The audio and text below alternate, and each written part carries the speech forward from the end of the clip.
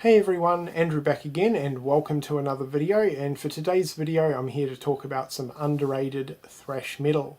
So this is actually a video response to Marc C with a G, and if you're not already subscribed to him I will leave a link in the description box below. Please check him out, he's an awesome guy from the UK and he has great taste in heavy metal. So well worth checking out anyway.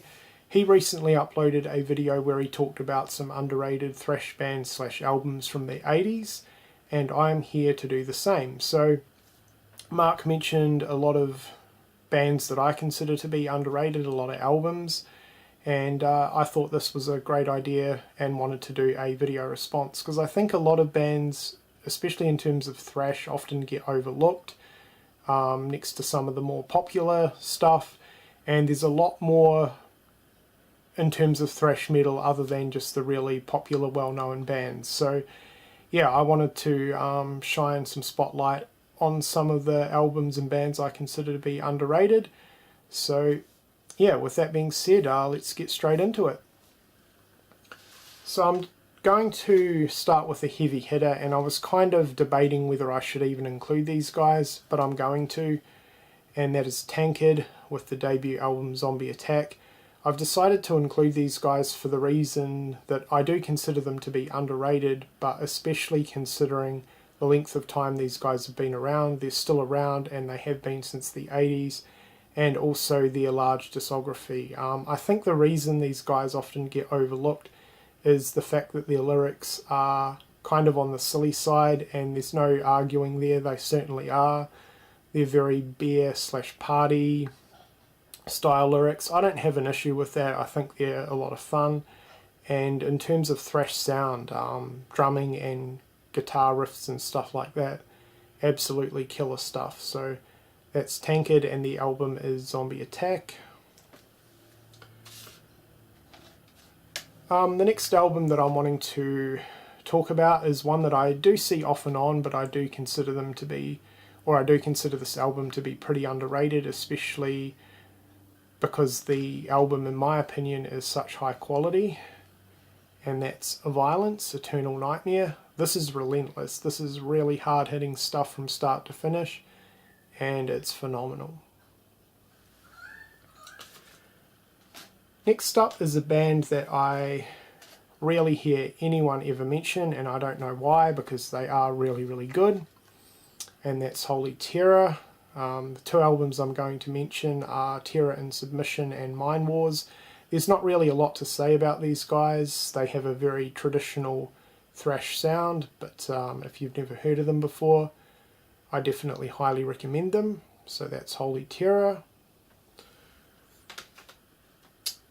The next album is one of my all-time favourite thrash albums of all time. I absolutely love it, and that is Rigor Mortis. These guys are from Texas and extremely underrated in my opinion. If you're a horror fan and you've never checked these guys out before and you love thrash metal, these guys are going to be right up your alley.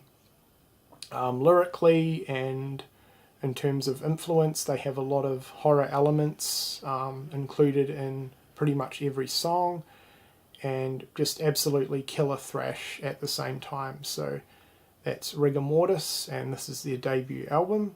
They've released two other albums after this one, but this is definitely their best. So yeah, these guys come highly recommended. Next up is a thrash band from down under here in Australia, and that is Hobbs, Angel of Death. These guys I hardly hear ever get talked about, which is a shame because they produce some really awesome thrash metal. I have heard that they are probably breaking up, which is a shame. They haven't had an overly extensively large discography, especially considering the length of time they've been together. They've been around since the 80s, and I think they've only released 3 albums in total, including one that came out a couple of years ago, Heaven's Bled. This is their debut. If you're a Slayer fan and you've never heard of these guys, check them out because they do have quite a heavy Slayer influence. But yeah, very underrated and very awesome. So that's Hobbs, Angel of Death. The next one I don't understand why these guys are so underrated. Again, they've been around since the 80s, and as far as I know, they're still active. They kind of had a long hiatus in between albums though. They released 2 albums early on and then had a long break and released a couple more in the 2000s, but that's Exuma.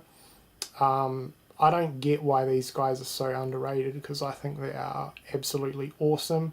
This is their debut album, Possessed by Fire, and it's just an absolutely classic thrash debut in my opinion.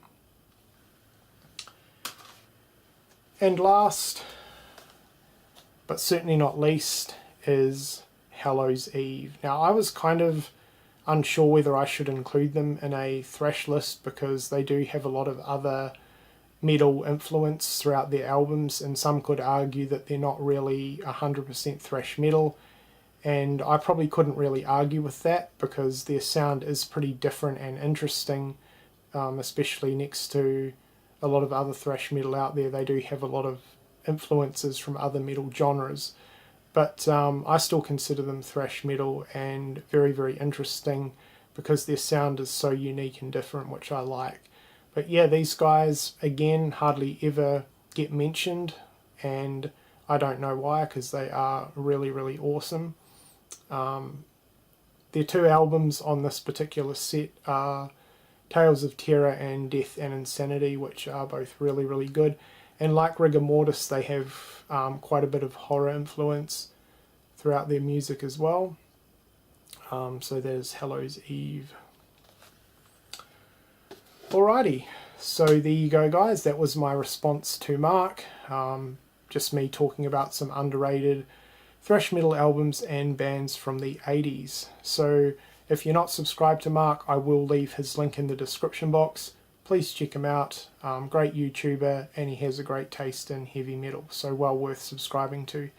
Anyway guys, I hope you've enjoyed this video. I hope you've discovered some new thrash metal that perhaps you haven't heard of before, because that's what it's all about. And yeah, that's it. So thank you for watching.